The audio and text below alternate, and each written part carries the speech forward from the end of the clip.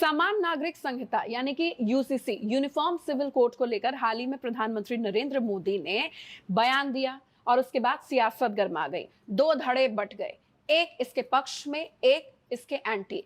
एक तुष्टीकरण की बात कर रहा है, एक संतुष्टीकरण की बात कर रहा है।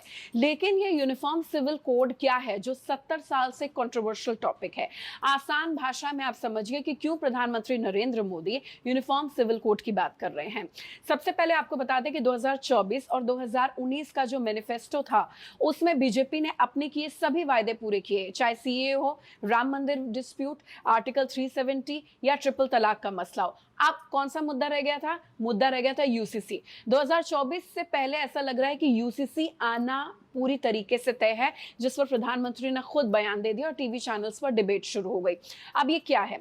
भारत में दो तरीके के लॉज होते हैं। एक क्रिमिनल लॉ होता है, दो धर्म के अलग अलग लोगों ने सेम क्राइम कमिट किया है तो सेम तरीके की उन्हें पनिशमेंट मिलती है। लेकिन मैरिज, सक्सेशन, अडॉप्शन, रिलीजन, इनको लेकर हर धर्म के अलग अलग कानून हैं।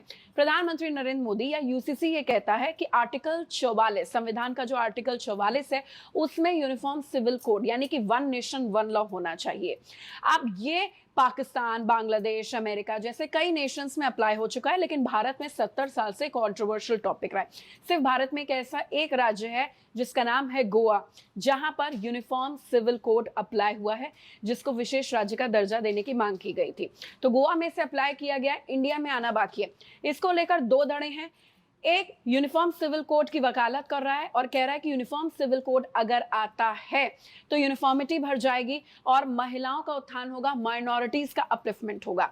वहीं दूसरा धड़ा है जो इसे पॉलिटिसाइज कर रहा है और कह रहा है कि भारतीय जनता पार्टी अपनी प्रो हिंदू की जो सोच है, जो हिंदू व्यूज हैं, उनको माइनॉरिटी पर बांट कर, लाद कर माइनॉरिटीज का खात्मा करना चाहते हैं, उनके वजूद का खात्मा करना चाहते हैं।